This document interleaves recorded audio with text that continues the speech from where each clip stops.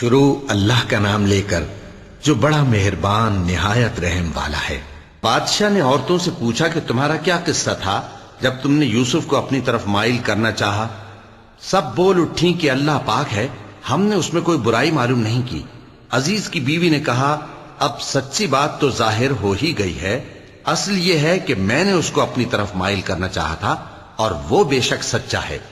یوسف نے کہا کہ میں نے یہ بات اس لیے پوچھی ہے کہ عزیز کو یقین ہو جائے کہ میں نے اس کی پیٹھ پیچھے اس کی امانت میں خیانت نہیں کی، اور اللہ خیانت کرنے والوں کی چال کو چلنے نہیں دیتا۔ اور میں اپنے آپ کو پاک صاف نہیں کہتا، کیونکہ نفس امارہ انسان کو برائی ہی سکھاتا رہتا ہے، مگر یہ کہ میرا پروردگار رحم فرمائے۔ بے شک میرا پروردگار بخشنے والا ہے، مہربان ہے۔ اور بادشاہ نے حکم دیا کہ اسے میرے پاس لاؤ، میں اسے اپنا مصاحب خاص بناؤں گا۔ پھر جب ان سے گفتگو کی تو کہا کہ آج سے تم ہمارے ہاں صاحب منزلت ہو اور صاحب اعتبار ہو۔ یوسف نے کہا، مجھے زرعی پیداوار پر مقرر کر دیجئے، کیونکہ میں حفاظت بھی کر سکتا ہوں اور اس کام سے واقف بھی ہوں۔ اس طرح ہم نے یوسف کو ملک مصر میں جگہ دی اور وہ اس ملک میں جہاں چاہتے تھے رہتے تھے۔ ہم اپنی رحمت جس پر چاہتے ہیں کرتے ہیں اور نیکوکاروں کے اجر کو ضائع نہیں کرتے۔ اور جو لوگ ایمان لائے اور ڈرتے رہے ان کے لیے آخرت کا اجر بہت بہتر ہے۔ اور یوسف کے بھائی کنعان سے مصر میں غلہ خریدنے کے لیے آئے تو یوسف کے پاس گئے، تو یوسف نے ان کو پہچان لیا اور وہ ان کو نہ پہچان سکے۔ اور جب یوسف نے ان کے لیے ان کا سامان تیار کر دیا تو کہا کہ پھر آنا تو جو باپ کی طرف سے تمہارا ایک اور بھائی ہے اسے بھی میرے پاس لیتے آنا۔ کیا تم نہیں دیکھتے کہ میں ناب بھی پوری پوری دیتا ہوں اور مہمانداری بھی خوب کرتا ہوں؟ اب اگر تم اسے میرے پاس نہ لاؤ گے تو نہ تمہیں میرے ہاں سے غلہ ملے گا اور نہ تم میرے پاس ہی آ سکو گے۔ انہوں نے کہا کہ ہم اس کے بارے میں اس کے والد کو پھسلائیں گے اور ہم یہ کام کر کے رہیں گے۔ اور یوسف نے اپنے خدام سے کہا کہ ان کا سرمایہ یعنی غلے کی قیمت ان کے سامان میں رکھ دو۔ عجب نہیں کہ جب یہ اپنے اہل و عیال میں جائیں تو اسے پہچان لیں، اور عجب نہیں کہ یہ پھر یہاں آئے۔ بس جب وہ اپنے والد کے پاس واپس گئے تو کہنے لگے کہ ابا، ہمارے لیے غلے کی بندش کر دی گئی ہے، تو ہمارے ساتھ ہمارے بھائی کو بھیج دیجئے تاکہ ہم پھر غلہ لائیں اور ہم اس کے نگہبان ہیں۔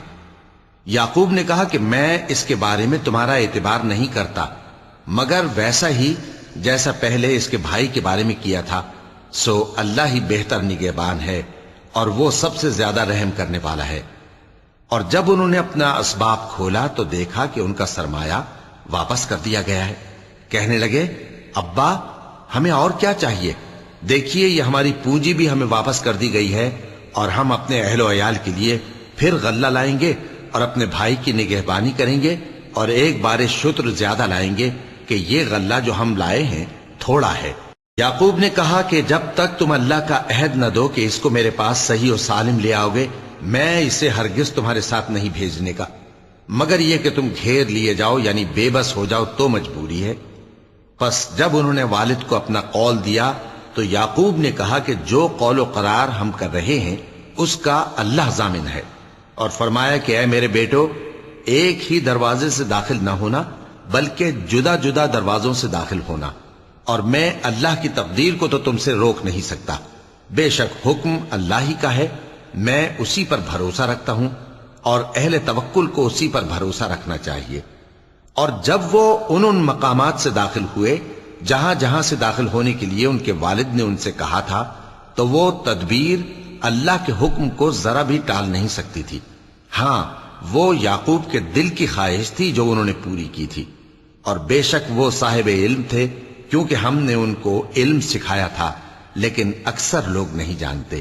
اور جب وہ لوگ یوسف کے پاس پہنچے تو یوسف نے اپنے حقیقی بھائی کو اپنے پاس جگہ دی اور کہا کہ میں تمہارا بھائی ہوں، تو جو سلوک یہ ہمارے ساتھ کرتے رہے ہیں اس پر افسوس نہ کرنا۔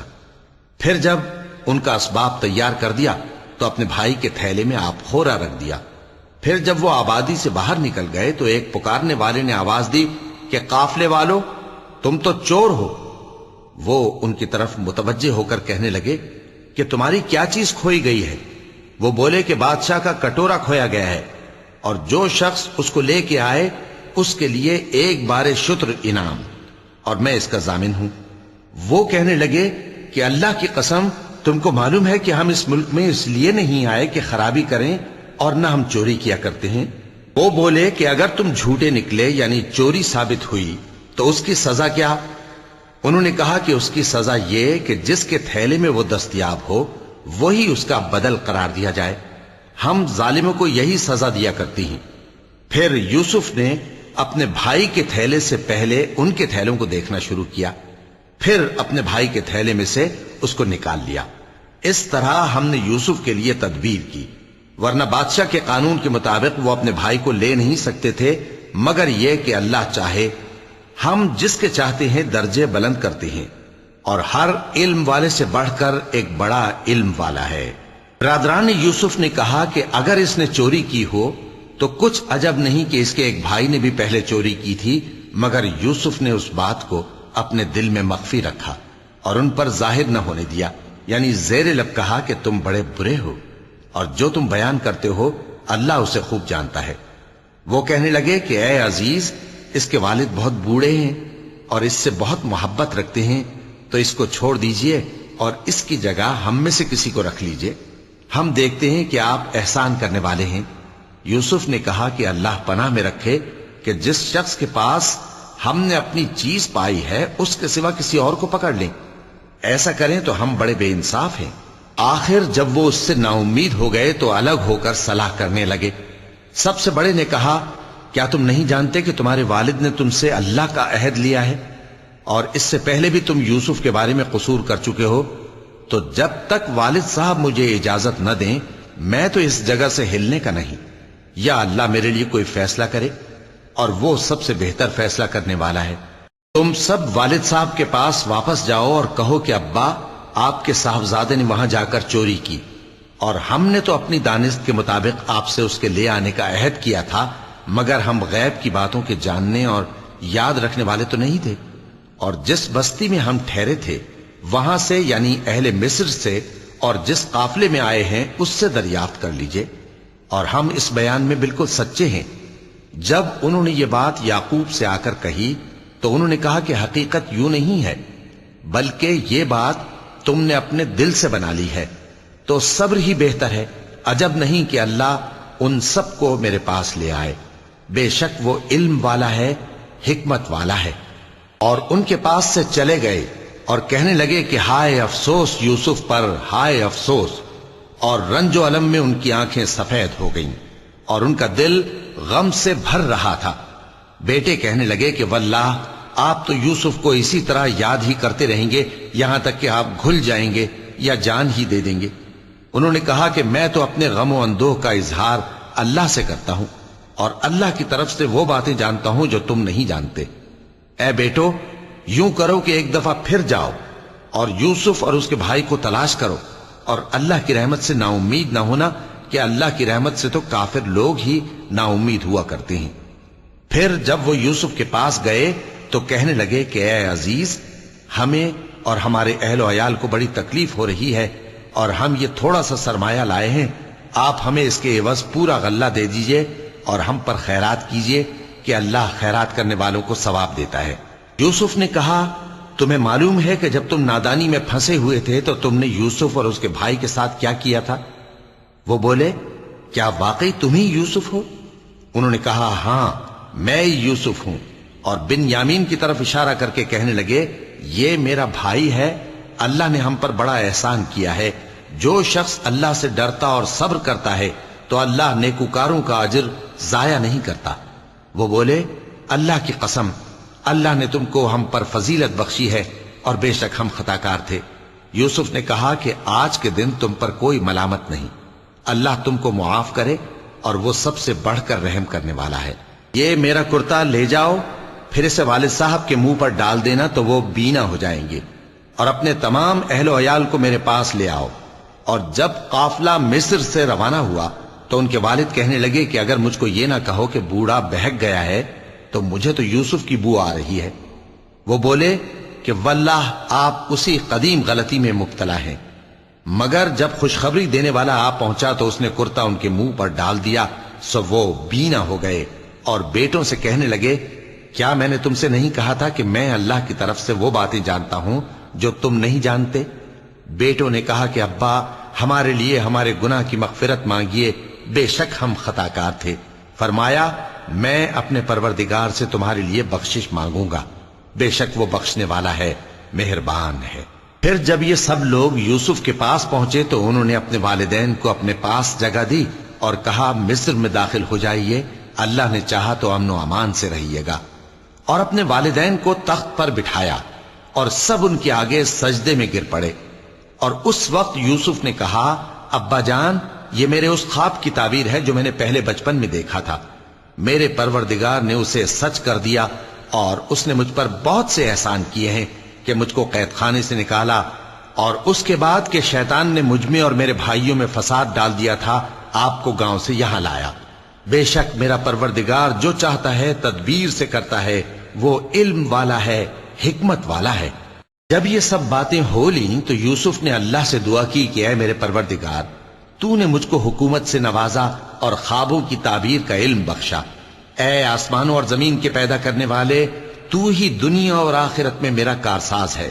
تو مجھے دنیا سے اپنی اطاعت کی حالت میں اٹھائیو اور آخرت میں اپنے نیک بندوں میں داخل کیجو۔ اے پیغمبر، یہ اخبار غیب میں سے ہیں جو ہم تمہاری طرف بھیجتے ہیں۔ اور جب برادران یوسف نے اپنی بات پر اتفاق کیا تھا اور وہ فریب کر رہے تھے تو تم ان کے پاس تو نہ تھے، اور بہت سے آدمی گو تم کتنی خواہش کرو ایمان لانے والے نہیں ہیں، اور تم ان سے اس خیر خواہی کا کچھ صلہ بھی تو نہیں مانگتے۔ یہ قرآن اور کچھ نہیں، تمام جہانوں کے لیے نصیحت ہے۔ اور آسمان و زمین میں بہت سی نشانیاں ہیں جن پر سے یہ گزرتے ہیں اور ان کو نظر انداز کر دیتے ہیں، اور یہ اکثر اللہ پر ایمان نہیں رکھتے مگر اس کے ساتھ شرک بھی کرتے ہیں۔ تو کیا یہ اس بات سے بے خوف ہیں کہ ان پر اللہ کا عذاب نازل ہو کر ان کو ڈھانپ لے، یا ان پر ناگہاں قیامت آ جائے اور انہیں خبر بھی نہ ہو؟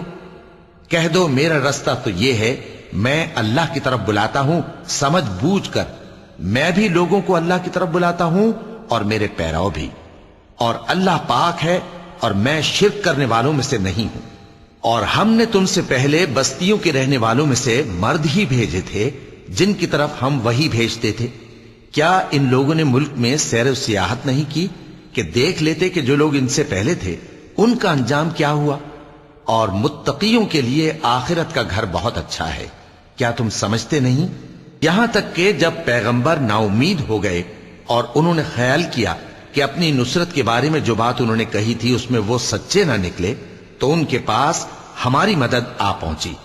پھر جسے ہم نے چاہا بچا دیا، اور ہمارا عذاب اتر کر گناہگار لوگوں سے پھیرا نہیں کرتا۔ ان کے قصے میں عقل مندوں کے لیے عبرت ہے۔ یہ قرآن ایسی بات نہیں ہے جو اپنے دل سے بنائی گئی ہو، بلکہ جو کتابیں اس سے پہلے نازل ہوئی ہیں ان کی تصدیق کرنے والا ہے اور ہر چیز کی تفصیل کرنے والا، اور مومنوں کے لیے ہدایت اور رحمت ہے۔ شروع اللہ کا نام لے کر جو بڑا مہربان نہایت رحم والا ہے۔ الف لام میم را۔ اے نبی، یہ کتاب الہی کی آیتیں ہیں، اور جو کچھ تمہارے پروردگار کی طرف سے تم پر نازل ہوا ہے حق ہے، لیکن اکثر لوگ ایمان نہیں لاتے۔ اللہ وہی تو ہے جس نے ستونوں کے بغیر آسمان جیسا کہ تم دیکھتے ہو اتنے اونچے بنائے، پھر عرش پر جلوہ افروز ہوا اور سورج اور چاند کو کام میں لگا دیا۔ ہر ایک میعاد معین تک گردش کر رہا ہے۔ وہی دنیا کے کاموں کا انتظام کرتا ہے۔ اس طرح وہ اپنی آیتیں کھول کھول کر بیان کرتا ہے کہ تم اپنے پروردگار کے روبرو جانے کا یقین کرو۔ اور وہی ہے جس نے زمین کو پھیلایا اور اس میں پہاڑ اور دریا پیدا کیے اور ہر طرح کے میووں کی دو دو قسمیں بنائیں۔ وہی رات کو دن کا لباس پہناتا ہے۔ غور کرنے والوں کے لیے اس میں بہت سی نشانیاں ہیں۔ اور زمین میں کئی طرح کے قطعات ہیں ایک دوسرے سے ملے ہوئے، اور انگور کے باغ اور کھیتی اور کھجور کے درخت، بعض کی بہت سی شاخیں ہیں اور بعض کی اتنی نہیں ہوتی، باوجود کہ پانی سب کو ایک ہی ملتا ہے۔ اور ہم بعض میووں کو بعض پر لذت میں فضیلت دیتی ہیں، اور اس میں سمجھنے والوں کے لیے بہت سی نشانیاں ہیں۔ اگر تم عجیب بات سننی چاہو تو کافروں کا یہ کہنا عجیب ہے کہ جب ہم مر کر مٹی ہو جائیں گے تو کیا اثر نو پیدا ہوں گے؟ یہی لوگ ہیں جو اپنے پروردگار سے منکر ہوئے ہیں، اور یہی ہیں جن کی گردنوں میں طوق ہوں گے، اور یہی اہل دوزخ ہیں کہ ہمیشہ اس میں جلتے رہیں گے۔ اور یہ لوگ بھلائی سے پہلے تم سے برائی جلدی سے مانگتے ہیں، یعنی طالب عذاب ہیں، حالانکہ ان سے پہلے عذاب واقع ہو چکے ہیں، اور تمہارا پروردگار لوگوں کو باوجود ان کی بے انصافیوں کے معاف کرنے والا ہے، اور بے شک تمہارا پروردگار سخت عذاب دینے والا ہے۔ اور کافر لوگ کہتے ہیں کہ اس پیغمبر پر اس کے پروردگار کی طرف سے کوئی نشانی کیوں نازل نہیں ہوئی؟ اے نبی، تم تو صرف خبردار کرنے والے ہو، اور ہر ایک قوم کے لیے رہنما ہوا کرتا ہے۔ اللہ ہی اس بچے سے واقف ہے جو عورت کے پیٹ میں ہوتا ہے، اور وہی پیٹ کے سکڑنے اور بڑھنے سے بھی واقف ہے، اور ہر چیز کا اس کے ہاں ایک اندازہ مقرر ہے۔ وہ چھپی اور ظاہر چیزوں کا جاننے والا ہے، سب سے بزرگ ہے، عالی رتبہ ہے۔ کوئی تم میں سے چپکے سے بات کہے یا پکار کر، یا رات کو کہیں چھپ جائے یا دن کی روشنی میں کھلم کھلا چلے پھرے، اللہ کے نزدیک برابر ہے۔ اس کے آگے اور پیچھے اللہ کے چوکیدار ہیں جو اللہ کے حکم سے اس کی نگرانی کرتے ہیں۔ اللہ اس نعمت کو جو کسی قوم کو حاصل ہے نہیں بدلتا جب تک کہ وہ اپنی حالت کو نہ بدلے، اور جب اللہ کسی قوم کے ساتھ برائی کا ارادہ کرتا ہے تو وہ پھر نہیں سکتی، اور اللہ کے سوا ان کا کوئی مددگار نہیں ہوتا۔ وہی تو ہے جو تم کو ڈرانے اور امید دلانے کے لیے بجلی دکھاتا اور بھاری بھاری بادل پیدا کرتا ہے، اور رعد اور فرشتے سب اس کے خوف سے اس کی تسبیح و تحمید کرتے رہتی ہیں۔ اور وہی بجلیاں بھیجتا ہے، پھر جس پر چاہتا ہے گرا بھی دیتا ہے، جبکہ وہ اللہ کے بارے میں جھگڑتی ہیں، اور وہ بڑی قوت والا ہے۔ کام کا پکارنا تو اسی کا ہے، اور جن کو یہ لوگ اس کے سوا پکارتے ہیں وہ ان کی پکار کو کسی طرح قبول نہیں کرتے، مگر اس شخص کی طرح جو اپنے دونوں ہاتھ پانی کی طرف پھیلا دے تاکہ دور ہی سے اس کے منہ تک آ پہنچے، حالانکہ وہ اس تک کبھی بھی نہیں آ سکتا۔ اور اسی طرح کافروں کی پکار بیکار ہے۔ اور جتنی مخلوقات آسمانوں اور زمین میں ہے، خوشی سے یا ناخوشی سے اللہ کے آگے سجدہ کرتی ہے، اور ان کے سائے بھی صبح و شام سجدے کرتے ہیں۔ چونکہ آیت سجدہ تلاوت کی گئی ہے، لہذا سامعین پر سجدہ واجب ہے۔ ان سے پوچھو کہ آسمانوں اور زمین کا پروردگار کون ہے؟ تم ہی کہہ دو کہ اللہ۔ ان سے کہو کہ کیا تم نے اللہ کو چھوڑ کر ایسے لوگوں کو کارساز بنایا ہے جو خود اپنے نفع و نقصان کا بھی اختیار نہیں رکھتے؟ کہو کیا اندھا اور آنکھوں والا برابر ہیں، یا اندھیرا اور اجالا برابر ہو سکتا ہے؟ بھلا ان لوگوں نے جن کو اللہ کا شریک مقرر کیا ہے، کیا انہوں نے اللہ کسی مخلوقات پیدا کی ہے جس کے سبب ان کے لیے مخلوقات مشتبہ ہو گئی ہے؟ کہہ دو کہ اللہ ہی ہر چیز کا پیدا کرنے والا ہے، اور وہ یکتا ہے، بڑا زبردست ہے۔ اسی نے آسمان سے مے برسایا، پھر اس سے اپنے اپنے اندازے کے مطابق نالے بہہ نکلے، پھر پانی پر پھولا ہوا جھاگ آ گیا۔ اور جس چیز کو زیور یا کوئی اور سامان بنانے کے لیے آگ میں تپاتے ہیں، اس میں بھی ایسا ہی جھاگ ہوتا ہے۔ اس طرح اللہ حق و باطل کی مثال بیان فرماتا ہے۔ سو جھاگ تو سوکھ کر زائل ہو جاتا ہے، اور پانی جو لوگوں کو فائدہ پہنچاتا ہے وہ زمین میں ٹھہرا رہتا ہے۔ اس طرح اللہ صحیح اور غلط کی مثالیں بیان فرماتا ہے تاکہ تم سمجھو۔ جن لوگوں نے اللہ کے حکم کو قبول کیا ان کی حالت بہت بہتر ہوگی، اور جنہوں نے اس کو قبول نہ کیا، اگر روئے زمین کے سب خزانے ان کے اختیار میں ہوں تو وہ سب کے سب اور ان کے ساتھ اتنے ہی اور نجات کے بدلے میں صرف کر ڈالیں، مگر نجات کہاں؟ ایسے لوگوں کا حساب بھی برا ہوگا، اور ان کا ٹھکانہ بھی دوزخ ہے، اور وہ بری جگہ ہے۔ بھلا جو شخص یہ جانتا ہے کہ جو کچھ تمہارے پروردگار کی طرف سے تم پر نازل ہوا ہے حق ہے، وہ اس شخص کی طرح ہے جو اندھا ہے؟ اور سمجھتے تو وہی ہیں جو عقل مند ہیں، جو اللہ کے عہد کو پورا کرتے ہیں اور قول و قرار کو نہیں توڑتے، اور جن رشتوں کے جوڑے رکھنے کا اللہ نے حکم دیا ان کو جوڑے رکھتے، اور اپنے پروردگار سے ڈرتے رہتے اور برے حساب سے خوف رکھتے ہیں۔ اور جو اپنے پروردگار کی خوشنودی حاصل کرنے کے لیے مصائب پر صبر کرتے ہیں اور نماز پڑھتے ہیں، اور جو مال ہم نے ان کو دیا ہے اس میں سے پوشیدہ اور ظاہر خرچ کرتے ہیں اور نیکی سے برائی کو دور کرتے ہیں، یہی لوگ ہیں جن کے لیے عاقبت کا گھر ہے، یعنی ہمیشہ رہنے کے باغات جن میں وہ داخل ہوں گے، اور ان کے باپ دادوں اور بیویوں اور اولاد میں سے جو نیکوکار ہوں گے وہ بھی بہشت میں جائیں گے، اور فرشتے بہشت کے ہر ایک دروازے سے ان کے پاس آئیں گے اور کہیں گے تم پر سلام ہو، یہ تمہاری ثابت قدمی کا بدلہ ہے، اور عاقبت کا گھر خوب گھر ہے۔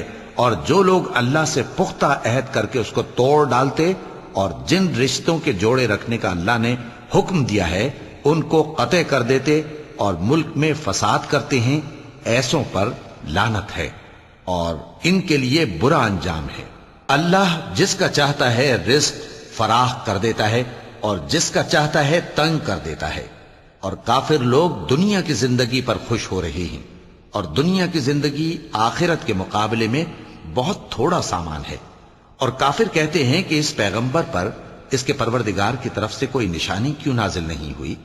کہہ دو کہ اللہ جسے چاہتا ہے گمراہ کرتا ہے، اور جو اس کی طرف رجوع ہوتا ہے اس کو اپنی طرف کا رستہ دکھاتا ہے، یعنی ان کو جو ایمان لاتے اور جن کے دل اللہ کی یاد سے آرام پاتے ہیں ان کو۔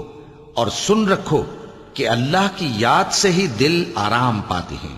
جو لوگ ایمان لائے اور عمل نیک کیے ان کے لیے خوشحالی اور عمدہ ٹھکانہ ہے۔ جس طرح ہم پہلے پیغمبر بھیجتے رہے ہیں اسی طرح اے نبی ہم نے تم کو اس امت میں جس سے پہلے بہت سی امتیں گزر چکی ہیں بھیجا ہے، تاکہ تم ان کو وہ کتاب جو ہم نے تمہاری طرف بھیجی ہے پڑھ کر سنا دو۔ اور یہ لوگ رحمان کو نہیں مانتے۔ کہہ دو وہی تو میرا پروردگار ہے، اس کے سوا کوئی معبود نہیں، میں اسی پر بھروسہ رکھتا ہوں اور اسی کی طرف رجوع کرتا ہوں۔ اور اگر کوئی قرآن ایسا ہوتا کہ اس کی تاثیر سے پہاڑ چل پڑتے یا زمین پھٹ جاتی یا مردوں سے کلام کر سکتے تو کیا یہ لوگ ایمان لے آتے؟ بات یہ ہے کہ سب باتیں اللہ کے اختیار میں ہیں، تو کیا مومنوں کو اس سے اطمینان نہیں ہوا کہ اگر اللہ چاہتا تو سب لوگوں کو ہدایت کے رستے پر چلا دیتا؟ اور کافروں پر ہمیشہ ان کے اعمال کے بدلے آفت آتی رہے گی یا ان کے مکانات کے قریب نازل ہوتی رہے گی یہاں تک کہ اللہ کا وعدہ آ پہنچے۔ بے شک اللہ وعدہ خلاف نہیں کرتا۔ اور تم سے پہلے بھی رسولوں کے ساتھ تمسخر ہوتے رہے ہیں، تو میں نے کافروں کو مہلت دی، پھر میں نے ان کو پکڑ لیا، سو دیکھ لو کہ میرا عذاب کیسا رہا۔ تو کیا وہ جو ہر شخص کے اعمال کا نگراں و نگہبان ہے وہ بتوں کی طرح بے علم و بے خبر ہو سکتا ہے؟ اور ان لوگوں نے اللہ کے شریک مقرر کر رکھے ہیں۔ ان سے کہو کہ ذرا ان کے نام تو لو۔ کیا تم اسے ایسی چیزیں بتاتے ہو جو روئے زمین پر ہیں اور اسے معلوم نہیں، یا تم لوگ محض سطحی بات کی تقلید کرتے ہو؟ اصل یہ ہے کہ کافروں کو ان کے فریب خوبصورت معلوم ہوتے ہیں اور وہ ہدایت کے رستے سے روک لیے گئے ہیں، اور جسے اللہ گمراہ رہنے دے اسے کوئی ہدایت کرنے والا نہیں۔ ان کو دنیا کی زندگی میں بھی عذاب ہے اور آخرت کا عذاب تو بہت ہی سخت ہے، اور ان کو اللہ کے عذاب سے کوئی بھی بچانے والا نہیں۔ جس جنت کا پرہیزگاروں سے وعدہ کیا گیا ہے اس کی شان یہ ہے کہ اس کے نیچے نہریں بہ رہی ہیں، اس کے پھل ہمیشہ باقی رہنے والے ہیں اور اس کے سائے بھی۔ یہ ان لوگوں کا انجام ہے جو متقی ہیں، اور کافروں کا انجام دوزخ ہے۔ اور جن لوگوں کو ہم نے کتاب دی ہے وہ اس کتاب سے جو تم پر نازل ہوئی ہے خوش ہوتی ہیں، اور بعض فرقے اس کی بعض باتیں نہیں بھی مانتے۔ کہہ دو کہ مجھ کو یہی حکم ہوا ہے کہ اللہ ہی کی عبادت کروں اور اس کے ساتھ کسی کو شریک نہ بناؤں، میں اسی کی طرف بلاتا ہوں اور اسی کی طرف مجھے لوٹنا ہے۔ اور اسی طرح ہم نے اس قرآن کو عربی زبان کا فرمان بنا کر نازل کیا ہے، اور اگر تم علم آ جانے کے بعد ان لوگوں کی خواہشوں کے پیچھے چلو گے تو اللہ کے سامنے کوئی نہ تمہارا مددگار ہوگا اور نہ کوئی بچانے والا۔ اور اے نبی ہم نے تم سے پہلے بھی پیغمبر بھیجے تھے اور ان کو بیویاں اور اولاد بھی دی تھیں، اور کسی پیغمبر کے اختیار کی بات نہ تھی کہ اللہ کے حکم کے بغیر کوئی نشانی لے آتا۔ ہر حکم قضا کتاب میں لکھا ہوا ہے، اللہ جس چیز کو چاہتا ہے مٹا دیتا ہے اور جس کو چاہتا ہے باقی رکھتا ہے، اور اسی کے پاس اصل کتاب ہے۔ اور اگر ہم کوئی عذاب جس کا ان لوگوں سے وعدہ کرتے ہیں تمہیں دکھائیں، یعنی تمہارے روبرو ان پر نازل کریں، یا تمہاری مدت حیات پوری کر دیں، یعنی تمہارے انتقال کے بعد عذاب بھیجیں، تو تمہارا کام ہمارے احکام کا پہنچا دینا ہے اور ہمارا کام حساب لینا ہے۔ کیا انہوں نے نہیں دیکھا کہ ہم زمین کو اس کے کناروں سے گھٹاتے چلے آ رہے ہیں؟ اور اللہ جیسا چاہتا ہے حکم کرتا ہے، کوئی اس کے حکم کا رد کرنے والا نہیں، اور وہ جلد حساب لینے والا ہے۔ جو لوگ ان سے پہلے تھے وہ بھی بہتیری تدبیریں کرتے رہے ہیں، سو تدبیر تو سب اللہ ہی کی ہوتی ہے۔ ہر شخص جو کچھ کر رہا ہے اللہ اسے جانتا ہے، اور کافر جلد معلوم کر لیں گے کہ آخرت میں اچھا انجام کس کے لیے ہوتا ہے۔ اور کافر لوگ کہتے ہیں کہ تم پیغمبر نہیں ہو، کہہ دو کہ میرے اور تمہارے درمیان اللہ اور وہ شخص جس کے پاس کتاب آسمانی کا علم ہے بطور گواہ کافی ہے۔ شروع اللہ کا نام لے کر جو بڑا مہربان نہایت رحم والا ہے۔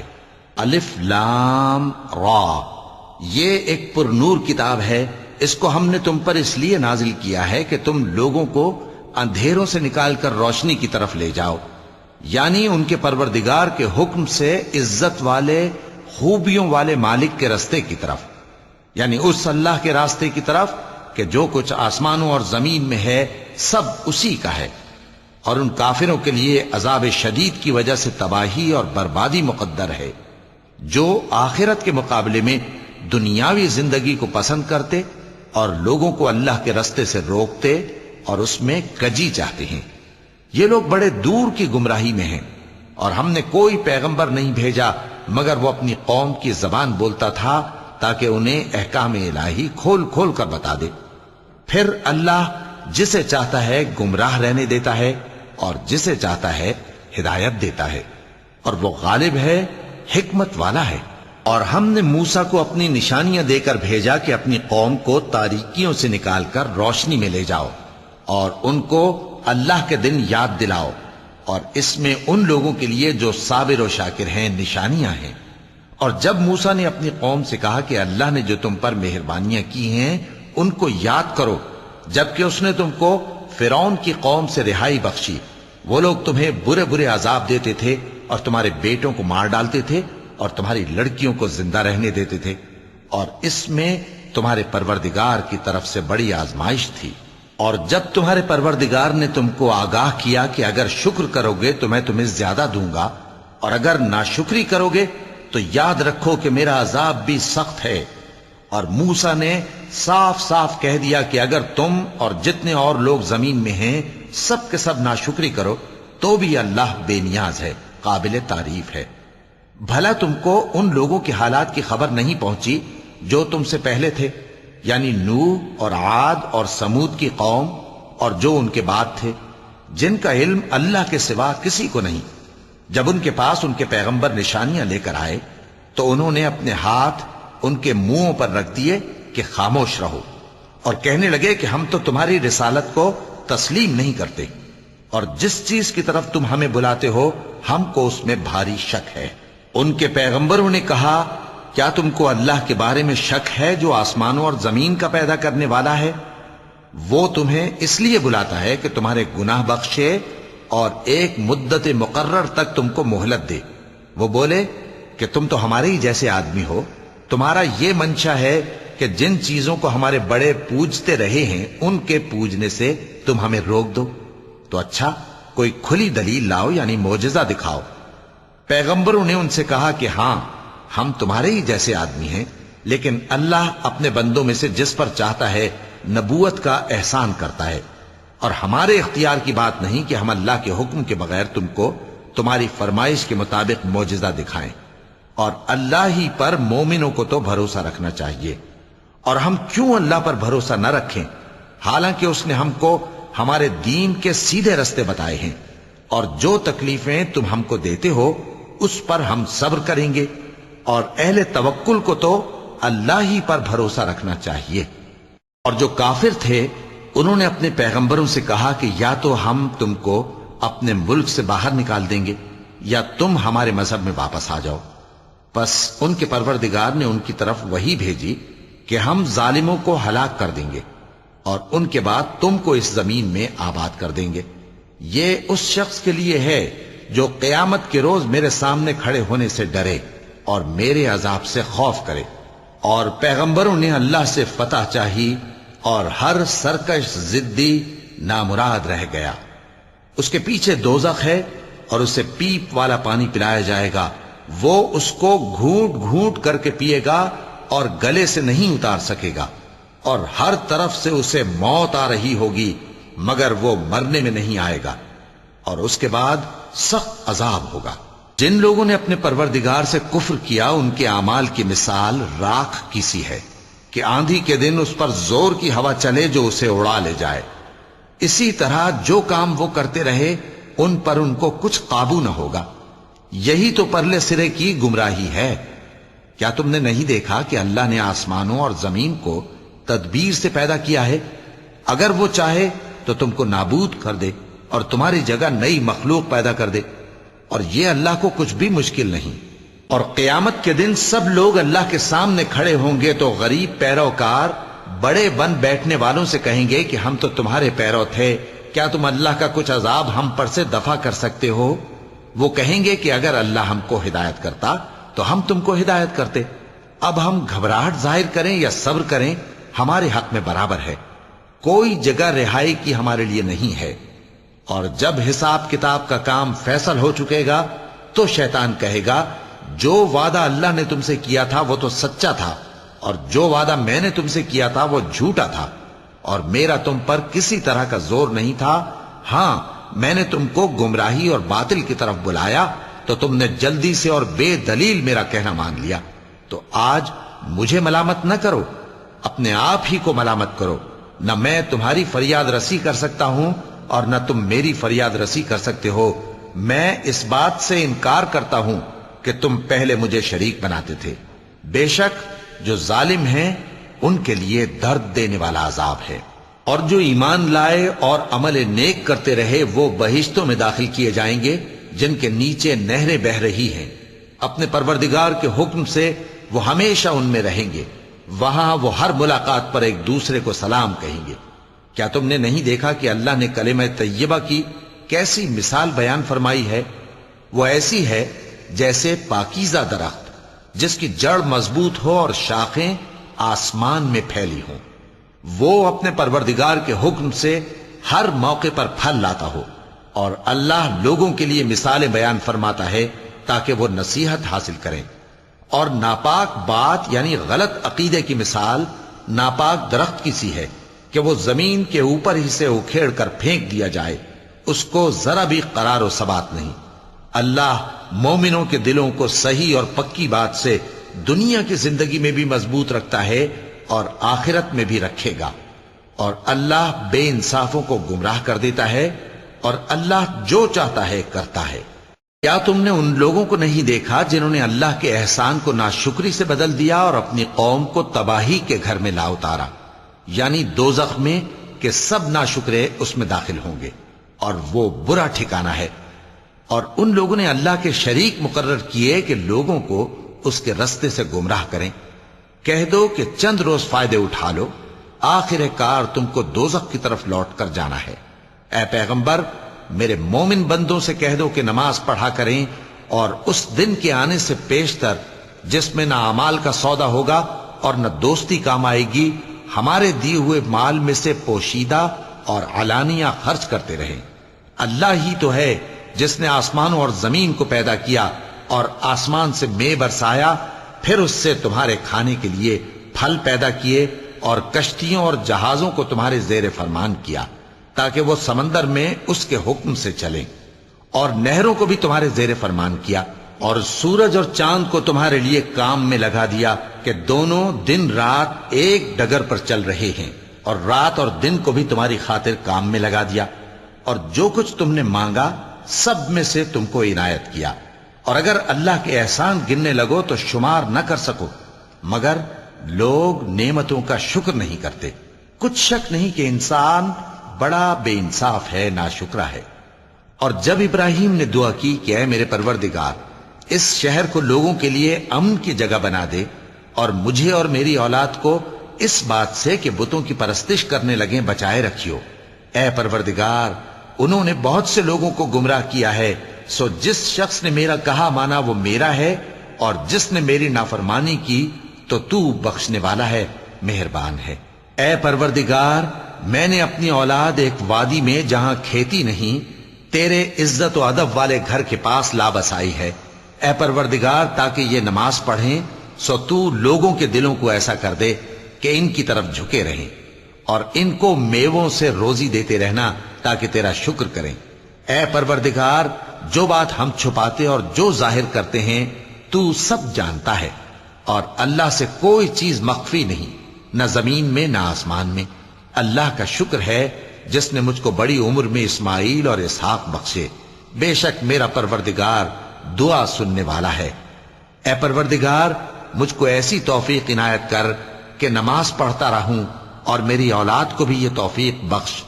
اے پروردگار میری دعا قبول فرما۔ اے پروردگار حساب کتاب کے دن میری اور میرے ماں باپ کی اور مومنوں کی مغفرت کیجو۔ صدق اللہ العظیم۔